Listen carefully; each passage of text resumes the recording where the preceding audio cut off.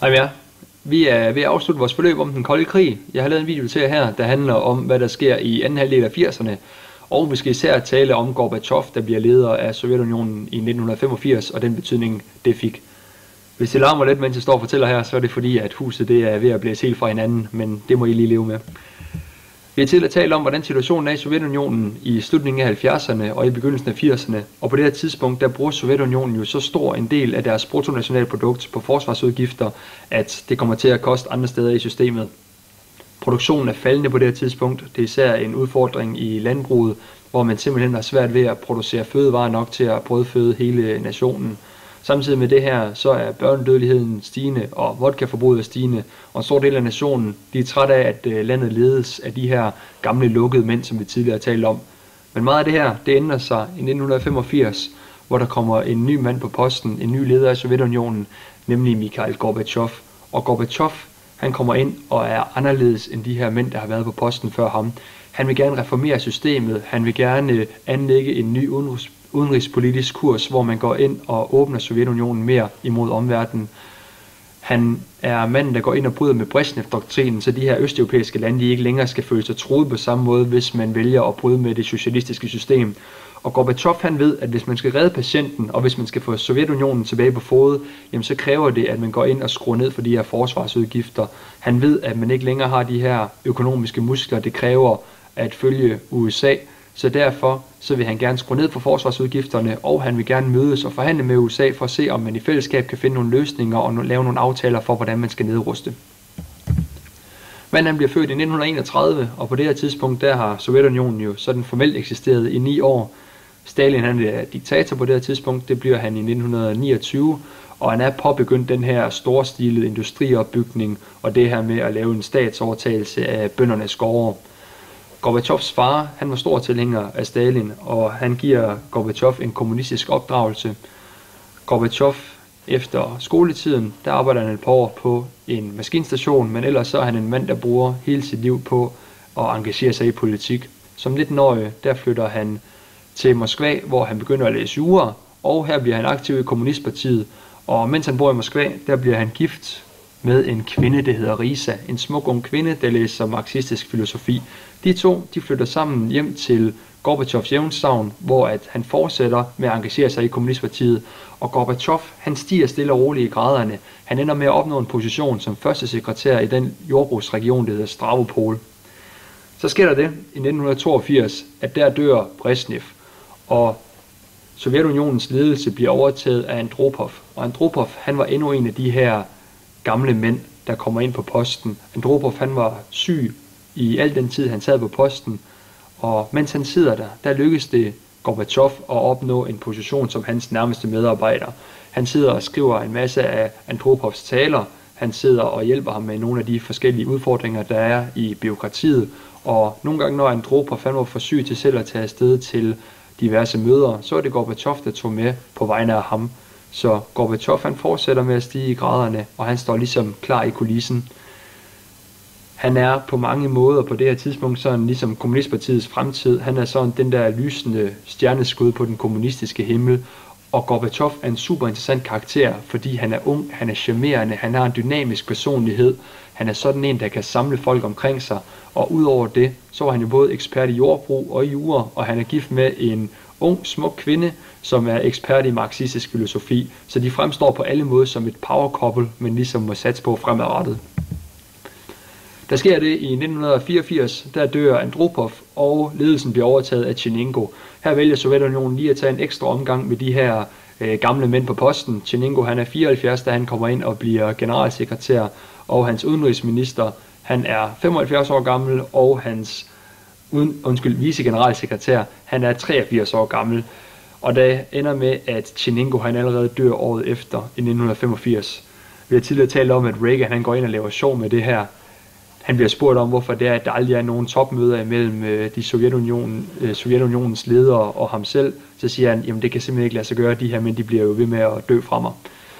Men det ændrer sig i 1985, fordi der vælger centralkomiteen, da Tjernenko han dør, at udpege Gorbatjov som den nye generalsekretær. Og på det her tidspunkt, da Gorbatjov han kommer til magten, der er han 54 år gammel. Og det viser sig lynhurtigt, for alle, at Gorbatjov, han var anderledes end de mænd, der var på posten inden ham. Han har den her dynamiske personlighed, og han er lydhør over for befolkningen. Der er nogle fantastiske klip, I skal gå ind og finde fra hans første tid på posten, hvor han rejser rundt i Sovjetunionen, ud til de små byer og rundt omkring, for ligesom at møde befolkningen. Og her står han så på gaderne og taler med befolkningen, taler med dem i øjenhøjde, står og diskuterer forskellige ting med dem, og står og griner sammen med dem, og er åben på en helt anden måde, end man har set tidligere.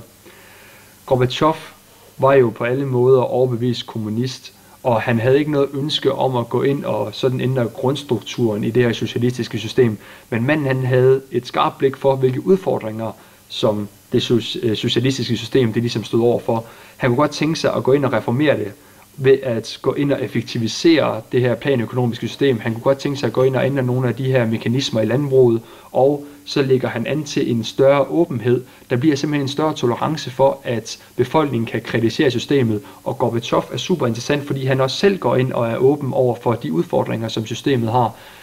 Man kan se ham i diverse taler og i diverse debatter, hvor han går ind og italesætter nogle af de her problemer og udfordringer, der er.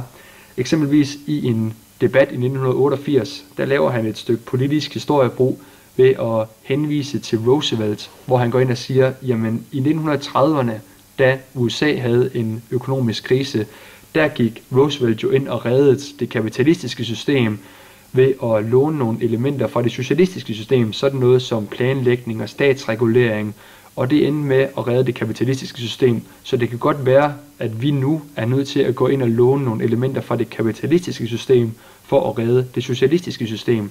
Så på den måde var Gorbatjov åben på en anden måde, end man har set tidligere. Det her det er jo noget, man tager notits af i Vesten. Man synes, det er interessant, at der er kommet den her nye dynamiske mand på posten. Og i Vesten lærer man lynhurtigt 2 russiske ord at kende, nemlig ordene perestrojka, der betyder omstrukturering, og glasnost, der betyder åbenhed. Fordi det er jo ligesom det, der karakteriserede Gorbatjov i forhold til de mænd, der havde været på posten før ham.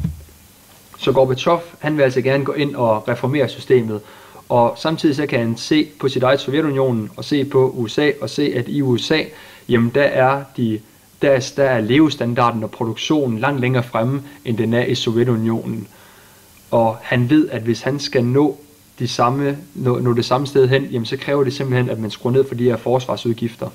Gorbatjov, han frygter på samme tid, at forsvarsudgifterne de vil stige endnu en gang, og det skyldes jo i høj grad det, vi tidligere har talt om, nemlig at i 1983, der lancerer Reagan det her stjernekrigsprojekt, og Gorbatjov ved, at hvis det bliver en realitet, jamen så vil det komme til at kræve utrolig mange penge at følge med der, så det er han ikke interesseret i. På det her tidspunkt, der bruger USA 5-6% af deres bruttonationalprodukt på forsvarsudgifter, men Sovjetunionen bruger hele 20-25% på forsvarsudgifter. Så Gorbatjov er altså interesseret i at mødes med Reagan og ligesom se, om man kan lave nogle forhandlinger og se, om man kan lave nogle aftaler om at nedruste i stedet for at bruge flere penge på oprustning. Samtidig med det her, så sker der noget interessant i USA. Vi har jo tidligere talt om Reagans første periode, og da Reagan han kommer til som præsident, så er han jo en mand, der går ind og er stor modstander af den afspænding og af den socialistiske bølge, man så i 70'erne.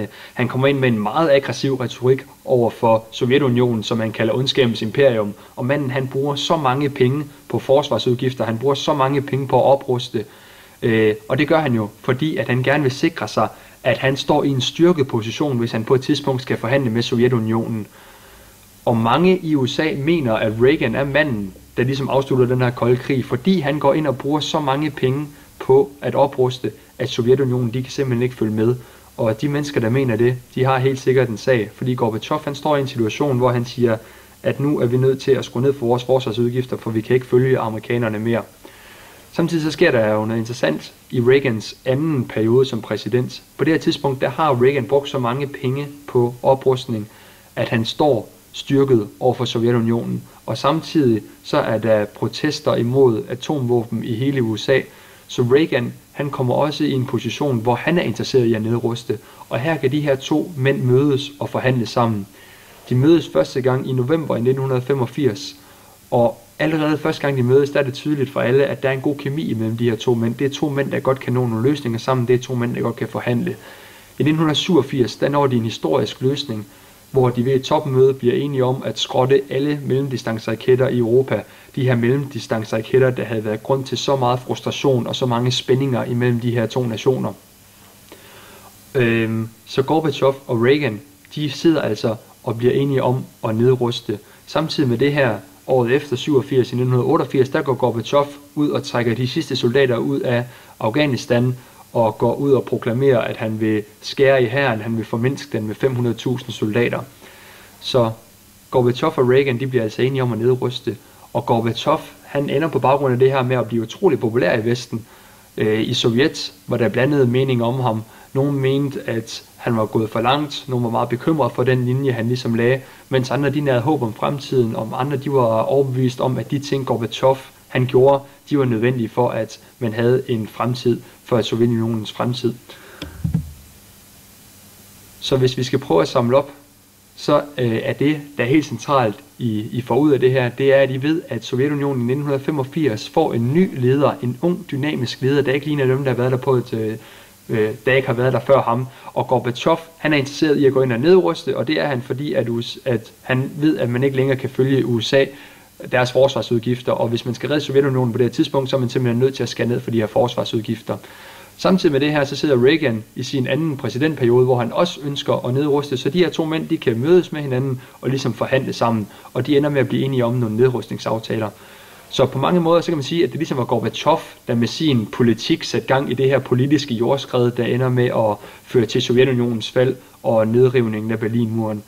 Men alt det tager vi på et senere tidspunkt.